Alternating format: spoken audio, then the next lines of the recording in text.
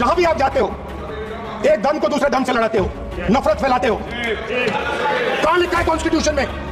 कहां लिखा है कॉन्स्टिट्यूशन में कि एक धर्म को दूसरे धर्म से लड़ाना है? कहां लिखा है कॉन्स्टिट्यूशन में कि दलित परिवार को बंद करके अंदर रखना है और उनके अपराधियों को बाहर घूमने देना है? कौन से कॉन्स्टिट्यूशन में लिखा है? मुझे दिखाइए। ভারতীয়দের সুপিরিয়রিটি কমপ্লেক্সের একটি বৈশিষ্ট্য বাংলাদেশিদের অবজ্ঞা চাকরিতে দেখা। দুদেশের শীতলতম কূটনৈতিক সম্পর্ক ও রাজনৈতিক উত্তেজনার মধ্যেই বাংলাদেশের সেবা না দেওয়ার এক মিথ্যে বড়াই দেখিয়েছে ভারতের কিছু প্রতিষ্ঠান। কিন্তু বাস্তবতা হলো বাংলাদেশি পর্যটক ও সেবা গ্রহীতাদের ভারত বিমুখতা বড় রকমের বিপদে ফেলতে পারে ভারতের পর্যটন খাতকে। বাংলাদেশের প্রকৃত বন্ধুকে ভারত না পাকিস্তান, এই প্রশ্নের উত্তর খুঁজতে একটি জরিপ করেছে ভয়েস অফ আমেরিকা, যেখানে জনপ্রিয়তায় পাকিস্তানের কাছে হেরে যায় ভারত।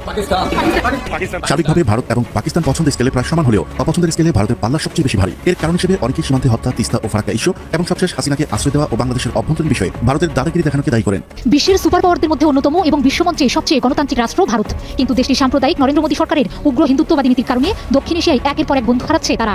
শত্রুতে পরিণত হচ্ছে প্রতিবেশী দেশগুলো। স্বৈরাচার হাসিনা পালিয়ে যাওয়ার পর ভারতের মাটিতে বসে বাংলাদেশকে নিয়ে নানা চক্রান্ত করে যাচ্ছে। এসব চক্রান্তের কারণে বাংলাদেশ ভারত দুই দেশের সম্পর্ক ফাটল ধরেছে। হাসিনাকে আশ্রয় দিয়ে ভারতের রাজনীতিতে মোদী এখন প্রায় একঘরে হয়ে পড়েছে। ভারত বাংলাদেশিদের জন্য সব ধরনের ভিসা বন্ধ রেখেছে। এতে প্রায় ছিনিয়ে পড়েছে ভারতের বাংলাদেশি পর্যটক নির্ভর ব্যবসা বাণিজ্য। আগের তুলনায় কমছে আমদানি রপ্তানিও। আমরা কোনোদিনও ভাবতে পারিনি যে বাংলাদেশের সঙ্গে আমাদের সম্পর্কটা এই জায়গায় চলে আসবে। এইবার চীনের পরিকল্পনা হলো একেবারে ভারতের উপরের দিকে যে নাগাল্যান্ড নামক এলাকা রয়েছে, নাগাল্যান্ড রাজ্য ভারতের, সেটার সীমান্ত এলাকা সম্পূর্ণভাবে কন্ট্রোল নেওয়া। আর এর জন্য চীন সমস্ত প্রস্তুতি, যে কিয়া আর্মি রয়েছে, কাচিন আর্মি, তার সঙ্গে মিলে অলরেডি কিন্তু চীন সম্পূর্ণ করেছে। যুক্তরাষ্ট্রে প্রায় 48 লাখ ভারতীয় বংশোদ্ভূত মার্কিন নাগরিক আছে। তাদের প্রায় 16 লাখ বা 34% যুক্তরাষ্ট্রের জন্ম নিয়ে প্রচলিত আইন অনুযায়ী জন্মসূত্রে মার্কিন নাগরিক হয়েছে। এখন ট্রাম্প জন্মসূত্রে নাগরিকত্বের নিয়ম বাতিল করলে প্রায় 16 লাখ ভারতীয় বংশোদ্ভূত মার্কিন নাগরিক এই নাগরিকত্ব হারাবেন। জাতিপুতকে অবমাননার ঘটনায় মাথা নত করেছে ভারত। এছাড়া মোদী দেশি হাসিনার নানা চক্রান্তের বিবৃতিতে তীব্র নিন্দা জানিয়েছে ভারতের বরিষ্ঠ সচিব। এর মধ্যে বাংলাদেশে ভারত বয়কট আন্দোলনে সোচ্চার দেশের তরুণরা। হাসিনা সরকারের পতনের পর বাংলাদেশের অভ্যন্তরে একাধিক হিন্দু রাষ্ট্র গঠনের ষড়যন্ত্রের কথা শোনা যাচ্ছে।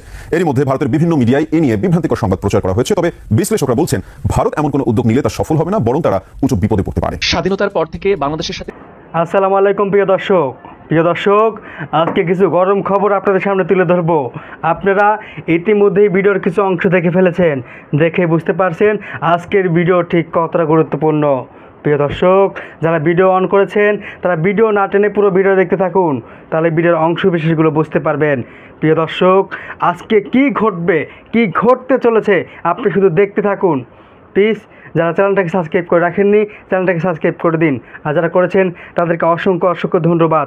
চলুন পর্যায়ক্রমে ভিডিওগুলো দেখে আসি। ভারতের মিডিয়াতেই উঠে এসেছে পশ্চিমবঙ্গের ব্যবসায়ীদের এমন হাহাকারের চিত্র। কারণ একটাই, বাংলাদেশের পর্যটকদের ভারতে যাওয়া। শুধু পশ্চিমবঙ্গেই নয়, গোটা ভারতের অর্থনীতিতেই একটি গুরুত্বপূর্ণ ফ্যাক্টর বাংলাদেশি পর্যটকরা। তাই বাংলাদেশিদের ভারত বিমুখতা বেশ বড় একটি ধাক্কা দিতে সক্ষম ভারতের পর্যটন শিল্পকে। কিন্তু তা ঠিক কতটা, তথ্য পরিসংখ্যানের ভিত্তিতে সেটাই দেখা যাক।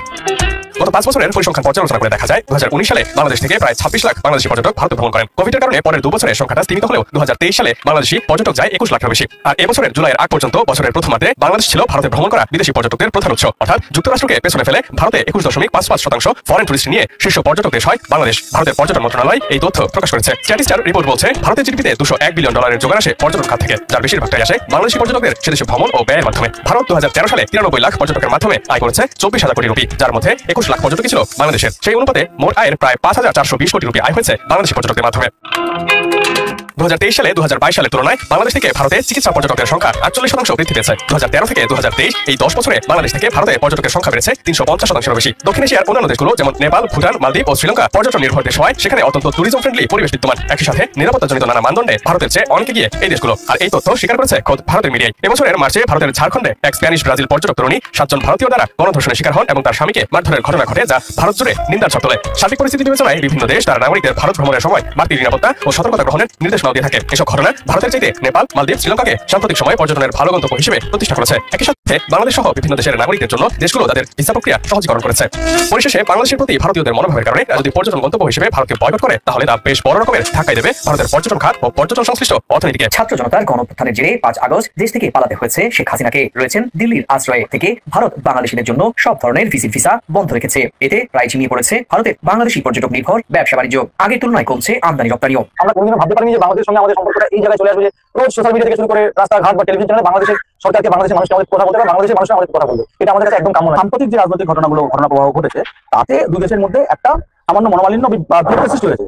তো যদিও দুদেশের সাধারণ মানুষ কখনোই চায় না এই মনোমালিন্য থাকুক বা বিভেদ থাকুক। ভারতের বিশিষ্টজনরা মনে করেন এই অবস্থা চলতে থাকলে দীর্ঘমেয়াদে দুই দেশের সাধারণ মানুষ ক্ষতিগ্রস্ত হবেন। প্রতিবেশী দুই দেশের সম্পর্ক উন্নয়নে তাগিদও তাদের। ভারত ও বাংলাদেশের সম্পর্ক $13.8 বিলিয়ন ব্যবসার উপরে হচ্ছে একটা বড় বৈশিষ্ট্য। কেউ হোটেল চালাচ্ছে, কেউ রেস্টুরেন্ট চালাচ্ছে, কেউ কাপড়ের ব্যবসা করছে, কেউ হচ্ছে এখান থেকে আলু পাঠাচ্ছে, কেউ পেঁয়াজ পাঠাচ্ছে, ওই দিক থেকে হচ্ছে প্রচুর জিনিসপত্র হচ্ছে যেগুলো ব্যবহারযোগ্য আছে ভারতবর্ষে আসছে। এবং পাশাপাশি যেটা বাংলাদেশে বড় বড় যে প্রকল্প আছে, আমাদের হচ্ছে ছেলেমেয়েরা ওখানে গিয়ে কাজ করছে, পড়াশোনার হচ্ছে যে মেডিকেল কলেজ আছে, ইঞ্জিনিয়ারিং কলেজে ওখানে আমাদের ছেলে মেয়ে গিয়ে কাজ করছে। ফলে উভয় পক্ষ হচ্ছে যেমন ওখানে চিকিৎসার জন্য আসে, আমাদের ছেলেমেয়েরা ওখানে পড়াশোনার জন্য যায়। বড় ব্যবসায়ীরা কিন্তু 1 বছর 1.5 বছর 2 বছর ধরে থাকাটা সামাল দিতে পারে, কিন্তু ছোট ব্যবসায়ী যারা আছে, ক্ষুদ্র ব্যবসায়ী, তারা কিন্তু 3-4 মাস কিন্তু বিপদে পড়লে তাদের কিন্তু এক্সিস্টেন্স টিকে থাকাটা হচ্ছে একটা বড় জিজ্ঞাসার চিহ্নের সামনে চলে আসে। এদের কথা মাথায় রেখে সামগ্রিক মানুষের সঙ্গে মানুষের সম্পর্কে মাথায় রেখে দ্রুততার সঙ্গে এটাকে নিষ্পত্তি করা উচিত। শুধু তাই নয়, বাংলাদেশি রোগী বয়কট প্রসঙ্গেও ভারতের চিকিৎসকরা বলছেন এমন দাবি চিকিৎসা শাস্ত্র এবং মানবিকতা পরিপন্থী। তবে বাংলাদেশের ব্যাপারে আরো গুরুত্ব দিয়ে মোদী সরকার কয়েকবার বলেছেন তার নেইবারহুড ফার্স্ট নীতির মধ্যেও নীতি আছে, আর সেটা হলো বাংলাদেশ ফার্স্ট। কিন্তু শেখ হাসিনা সরকারের পতনের পর থেকে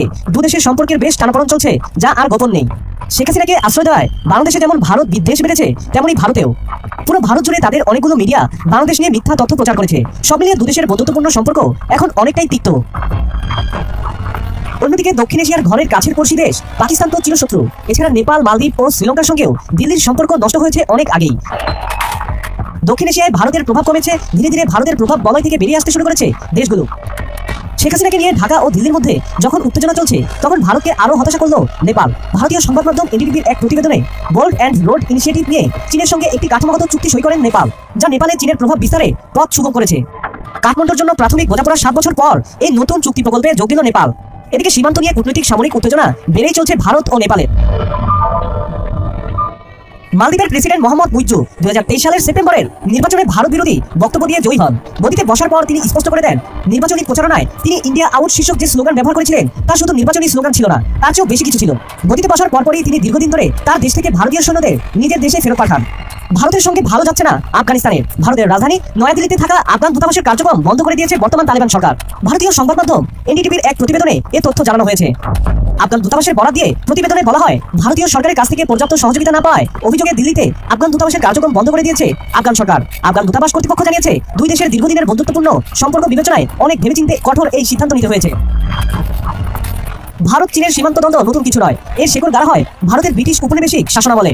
আফগানিস্তানকে ঘিরে যখন ব্রিটিশ সাম্রাজ্য এবং রুশ সাম্রাজ্যের মধ্যে গ্রেট গেম শুরু হয়, তখন ভারতের ব্রিটিশ শাসকরা চীনের সঙ্গে ভারতের সীমান্ত নির্ধারণ করার বিষয়টি প্রথমে আমলে নেন। 1962 সালের প্রথম চীনের সঙ্গে ভারতের যুদ্ধের মাধ্যমে দ্বন্দ্ব শুরু হয়। সীমানা নিয়ে বিরোধ থেকে শুরু করে এই যুদ্ধের সূত্রপাত হয়। যুদ্ধে চীনের কাছে ভারত পরাজিত হয়, এখনো দ্বন্দ্ব চলমান রয়েছে। বাংলাদেশকে একটা ছোট্ট রাষ্ট্র দেখেছে কিরকম পৃথিবীর শ্রেষ্ঠ সাম্প্রদায়িক সম্প্রীতির জায়গা হলো বাংলাদেশ। এবং আরেকটা মারাত্মক, আমি আমার জগৎ দিয়ে, আমি একটা বিজ্ঞাপন কনসালটেন্ট এবং আমি সায়েন্স অ্যান্ড টেকনোলজি নিয়ে কিছু কাজ করি। সেই কাজ করতে গিয়ে আমি দেখছি বাংলাদেশ যে আবিষ্কার করছে কৃষিতে, আমার সাবজেক্ট কৃষি, অকল্পনীয়। ফলে বাংলাদেশের যে ইয়ং ছেলেমেয়ে যারা পড়াশোনা করছে, সারা পৃথিবীতে চাকরি করছে এবং তার রোজগারের একটা অংশ তার মায়ের জন্য পাঠাচ্ছে। মা মানে বাংলাদেশ, অর্থাৎ ওখান থেকে টাকা পাঠাচ্ছে বাংলাদেশে ডেভেলপ করার জন্য। আর আমার এখানে, আমার বাংলায় বা আমার ভারতবর্ষে সরকারের টাকায়, আপনার আমার টাকায় ডাক্তার হচ্ছে, ইঞ্জিনিয়ার হচ্ছে, বড় কিছু হলে দেলামাঙ্কার পালিয়ে যাচ্ছে। পালিয়ে গিয়ে সেখান থেকে নিজের মা বাবা মূল্য দেখতে আসে না, আত্মীয় স্বজনকে পরিচয় দিচ্ছে না। ফলে বড় দেখলে হবে না, বড় না এইটুকু হোক। ভিয়েতনাম আমরা জানি 12 বছর লড়াই করেছিল আমেরিকার সঙ্গে। সুতরাং এত সিরিয়াস বিষয় বাংলাদেশকে হালকা চোখে দেখলে হবে না। তার কারণ একটা জিনিস আমাদের গর্ব করতে হবে, বাংলাদেশ একটা বাঙালির জায়গা, বাঙালির হিন্দু মুসলমান নেই। এই পশ্চিমবঙ্গ এবং বাংলাদেশ আমরা এক হৃদয়। আমাদের শুভেন্দু বুঝবে কেন? শুভেন্দু তো বাঙালি নয়, তো বাঙালির শত্রু। বাঙালি আপনি বলেন শুভেন্দুর মা অপার বাংলার মানুষ। হ্যাঁ, শুভেন্দুর মা অপার বাংলার মানুষ। আমার শুভেন্দুর মা আমার পরিচিত, আমি মাসিমাকে খারাপ বলতে চাই না, তিনি বাংলাদেশ থেকে এসেছেন। কিন্তু ভাবতে পারিনি এরকম একটা কুলাঙ্গার কি করে জন্ম দিলেন তিনি। তার মা তো খুবই ভালো, বাবাও তো খুব ভালো। তার জন্য নিজের কেস থেকে বাঁচার জন্য মানুষ যে কুলাঙ্গার হয়ে যেতে পারে এবং একটা জোকার তৈরি হয়ে যেতে পারে, সেটা তার প্রকৃষ্ট উদাহরণ শুভেন্দু অধিকারী। এটা তো যুক্তি, এটা তথ্য এবং যুক্তি, যেটা বাংলাদেশের নদীমাতৃক জায়গা বাংলাদেশ। সেখানে বহু মানুষের জীবিকা এবং সম্মানের সঙ্গে জীবিকা হচ্ছে রিক্সা চালানো। এবং রিক্সা নিয়ে অনেক গানও আছে বাংলাদেশের, ভালো ভালো গান আছে। ফলে ওদের জীবনের সঙ্গে মিশে আছে রিক্সা। কিন্তু সেই রিক্সা কখনোই হাতে টানা কলকাতা সেই আদি রিক্সার মতো নয়। এটা তথ্য, এই তথ্য এবং যুক্তি এরা কারা শোনে? যাদের মাথায় বিন্দু মাত্র বুদ্ধি আছে। কিন্তু যাদের মাথাটা হিন্দুত্ববাদী ব্রাহ্মণ্যবাদীরা, শুভেন্দু অধিকারী, নরেন্দ্র মোদী, অমিত শাহ গোবর ভরে দিয়েছে এবং গরুর মুখ দিয়ে ঠেসে দিয়েছে, তারা যুক্তিটা পাবে কোথায়? তারা ওটাই পাবে। এখানে তো আমাদের ভারতবর্ষের আরএসএস, বিজেপি এরা তো হিন্দুত্ববাদী তো টোটাল ব্যবস্থাটাই তো কুৎসা এবং মিথ্যাচারিতা, অশিক্ষা এগুলোর উপর ভিত্তি করে। সেই হিন্দুত্ববাদীদের কিছু টিভি চ্যানেল, যেমন এবিপি আনন্দ, যেমন আনন্দবাজার পত্রিকা, যেমন একজন বাংলাদেশের শয়তান আছে, সে হলো ময়ূর রঞ্জন। আমি তো আপনাদের সামনে বলে দিচ্ছি, ওর নামে একটা মামলা হচ্ছে। এরা টিভিতে বসে বসে ডায়লগ মেরে চট্টগ্রাম দখল নিয়ে নিল। চট্টগ্রামই নাকি দখল নিয়ে নিচ্ছে। ভারতবর্ষে 50টি ট্যাঙ্ক রয়েছে, বাংলাদেশে 5টি ট্যাঙ্ক। তাহলে প্রথমে ওরা চট্টগ্রাম দখলের ইটটাকে ছুড়লো, ইটটা ছুড়লো পশ্চিমবঙ্গ থেকে কিছু শয়তান, তারপরে ইট মারলে পাটকেল খেতে হয়, জোকারি ছাড়া কিছুই নয়। আর এই জোকারিকে ভিত্তি করে টিভিতে দেখা যাচ্ছে ভারত সরকারের কত কি অস্ত্র আছে, কি কামান আছে, কি করছে, কত শরীরে এত বড় সাহস। আমি বাংলাদেশের সঙ্গে এই প্রসঙ্গটা যখন আপনি বলছেন, তাহলে আমাকে বলতে হয় যে অনেকে হিসেবে ফেলছে যে বাংলাদেশ এডুকেটেড ডোবার মতো বলছে দেশ, আর ভারত এত বড় দিয়ে কিছু হয় না, এত বড় দিয়ে কিছু যায় আসে না। আমেরিকা তো এত বড়, তো ভিয়েতনামের কাছে হেরে গেল কেন? একটা রাষ্ট্র বেঁচে থাকবে সেই রাষ্ট্রের সন্তানদের উপর, সন্তানরা তার মাকে, তার রাষ্ট্রকে কিছুকে দেখছে। ভারতবর্ষের রাজ্য হিংসা, ঘৃণা, মাটিট ও ভেঙে টুকরো হয়ে যাবে ভারত। ভারতের মানুষের সঙ্গে মানুষের ঝগড়া ঝাঁটি, হিন্দুত্ববাদ বিভেদ তৈরি করে দিচ্ছে, হিন্দু, মুসলমান, বৌদ্ধ, খ্রিস্টান, কারোর সঙ্গে কারো মিল নেই। এক দুই হলো বাংলাদেশ কি একটা ছোট্ট রাষ্ট্র দেখেছে কিরকম পৃথিবীর শ্রেষ্ঠ সাম্প্রদায়িক সম্প্রীতির জায়গা হলো বাংলাদেশ। এই গত 15 বছরের কথা বলি, যখনই শেখ হাসিনার রাজনৈতিক জীবনে একটা দুর্দিন আসে, যখনই মনে করে যে আমেরিকা, লন্ডন, ফ্রান্স, জার্মানি সহ ইউরোপীয় ইউনিয়ন যখন বাংলাদেশের গণতন্ত্র নিয়ে কথা বলে, তখনই তার যৌক্তিকতা তুলে ধরার চেষ্টা করে যে আমি কেন, ভোট হোক বা না হোক, আমার কেন থাকা দরকার, বাংলাদেশে মৌলবাদ বেড়ে যাচ্ছে, বাংলাদেশে জঙ্গিবাদ বেড়ে যাচ্ছে। এই কথা প্রমাণ করার জন্য তিনি কোন একটা অজুহাত দিয়ে একটা হিন্দু গ্রাম পুড়িয়ে দেয়। একটা হিন্দু গ্রাম পুরানোর পরেই ভারতকে বোঝায় যে দেখেন যেভাবে মৌলবাদ বেড়ে যাচ্ছে, যেভাবে জঙ্গিবাদ বেড়ে যাচ্ছে, আমার আমি যদি না থাকে তাহলে তার আমি করতে পারবো না। এবং ভারতের নেতৃবৃন্দ কিন্তু কোগ্রাসে সেটি গিলেছে, এবং তারা শেখ হাসিনার এই কৌশলটাকে ধরতে পারছে কি পারেনি সেটা না। আমি কেন্দ্রীয় অনেক বড় বড় নেতাদের সঙ্গে আলাপ আলোচনা করেছি, আমি দেখলাম যে শেখ হাসিনা যে কৌশলটা অবলম্বন করেছে, সেই কৌশল তাদের মাথার মধ্যে ঢুকেছে এবং সেটা কাজে লেগেছে। এবং প্রত্যেকটি ঘটনা, নাসিরনগরের ঘটনা আওয়ামী লীগের করা, কুমিল্লার ঘটনা বাহার আওয়ামী লীগের, শেখ হাসিনার খুব কাছের মানুষ বাহারের করা, আমার সেই যশোরের অভয়নগর, সেগুলো আওয়ামী লীগের, এগুলো পরে কিন্তু সবাই প্রমাণিত জিনিসটা, হাতে নাতে যেগুলো ধরা পড়েছে সেগুলো আওয়ামী লীগের। এখন যে বিষয়টা দেখেন, সেই সময় তো গ্রামের পর গ্রাম জ্বালিয়ে দিয়েছে ইসের দিকে। এখন এইবার যে 5 তারিখের ঘটনা, এর আগেও আমি বলেছি যে বাংলাদেশে এই 5 তারিখের ঘটনায় কোনো গ্রাম জ্বালিয়ে দেওয়ার কোনো ঘটনা নেই। কোনো ওই 2021 সালের মতো কুমিল্লায় যেমন একেবারে সবগুলো মন্দির পুড়িয়ে দিয়েছে, এরকম কোনো মন্দির পুরানোর ঘটনা নাই। 2-4টি মন্দির ভাঙচুর হয়েছে গ্রাম অঞ্চলে, কারা রাতের বেলা ভাঙছে, কারা করছে, এটা এখন তো পুলিশ তদন্তের ব্যাপার। কিন্তু আমরা অতীতে দেখেছি যেগুলো ভাঙচুর হয়েছে, যেগুলো হাতে নাতে ধরা পড়ছে, সেগুলো আওয়ামী লীগ। তার মানে এই সে ইউনূস সরকারকেও সে নাজেহাল করার জন্য, দেশে অস্থিতিশীলতা তৈরি করার জন্য হিন্দুদেরকে ঢাল হিসেবে ব্যবহার করেছে, আমরা দেখেছি। এবং ভারতের যে বিষয়টা আমরা বহুবার শেখ হাসিনার সময় তো আমরা সরকারি পরিসংখ্যানে আমরা দেখেছি হিন্দু সংখ্যা কমেছে 2.8%, অর্থাৎ এত পরিমাণ হিন্দুদের উপর নির্যাতন হয়েছে, হিন্দুরা পালিয়ে গেছে। তো সেই সময় ভারতের বহু নেতাদের কাছে আমরা ধর্ণা দিয়েছি, আমরা বলেছি যে শেখ হাসিনাকে যেহেতু আপনারা রাখছেন, পৃথিবীর কোনো দেশ শেখ হাসিনাকে সমর্থন করছে না, বাংলাদেশের জনগণ ভোট দিতে যায় না, এমনকি আওয়ামী লীগের কর্মীরাও শেখ হাসিনার ভোটে অংশগ্রহণ করে না। ভোট কেন্দ্র ফাঁকা, কোনো জায়গায় 2%, কোনো জায়গায় 3%, সেগুলো মাঝে মাঝে বাড়িয়ে নিচ্ছে। তো সেগুলোর ব্যাপারে দেখলাম যে হিন্দুদের ব্যাপারে ভারতের কোনো আগ্রহ নেই। বাংলাদেশে হিন্দু কমুক, মরুক বা বাঁচুক, এগুলো নিয়ে কোনো ইচ্ছা নেই। এবং এবারও তাই দেখলাম, এবার আমরা ঝাড়খণ্ডের নির্বাচনের সময় ভারতের কোনো ধরনের ইয়া নাই বা ইন্টারেস্ট নাই, কেন বলছেন? ভারত তো সবচেয়ে বেশি উদ্বিগ্ন। এখন প্রশ্ন হচ্ছে আওয়ামী লীগের আমলে এত ঘটনার পরও কেন উদ্বিগ্ন হলো না, এখন কেন হচ্ছে? আর উদ্বিগ্ন নাই আপনি কেন বলছেন? ভারত দেখি একটা পুরো সরকার পর্যায়ে বিজেপি সরকার তো সম্পূর্ণ তাদের উদ্বিগ্নতা শেখ হাসিনাকে নিয়ে, তাদের উদ্বিগ্ন কিন্তু হিন্দুদের নিয়ে না। তারা এখন শেখ হাসিনাকে আবার কিভাবে পুনর্বাক করে এখানে প্রতিষ্ঠিত করা যায়, এবং আমরা শুনতে পাচ্ছি একটা বড় রাজনৈতিক দলের সঙ্গে তার একটা সম্পর্ক গড়ে উঠেছে, যে তার মাধ্যমে সেটারও একটা কারণ আছে বলা হচ্ছে। সেটারও একটা কারণ আছে, কারণ শেখ হাসিনা বা আওয়ামী লীগ সরকার হিন্দুদেরকে সবচেয়ে বেশি প্রোটেকশন দিতে পারে, রক্ষা করতে পারে, সেজন্য ভারতের ইন্টারেস্ট যে হিন্দুদের রক্ষা করার জন্য হয়তো শেখ হাসিনাকে ফিরে আসতে পারে। এটাই আপনি একমত কিনা?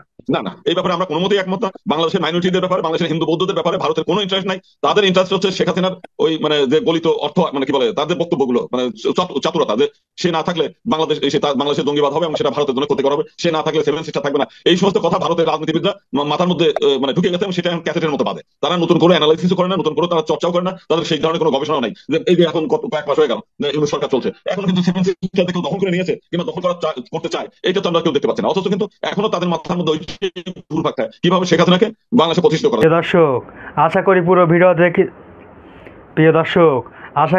ভিডিওটা দেখেছেন। দেখা হয়তো আপনার মন্তব্য থাকতে পারে, মন্তব্য থাকলে কমেন্ট বক্সে জানিয়ে দিন। আরও পরবর্তী ভিডিও দেখার জন্য চ্যানেলটাকে সাবস্ক্রাইব করে রাখুন। ততক্ষণে ভালো থাকুন, সুস্থ থাকুন, আল্লাহ হাফেজ।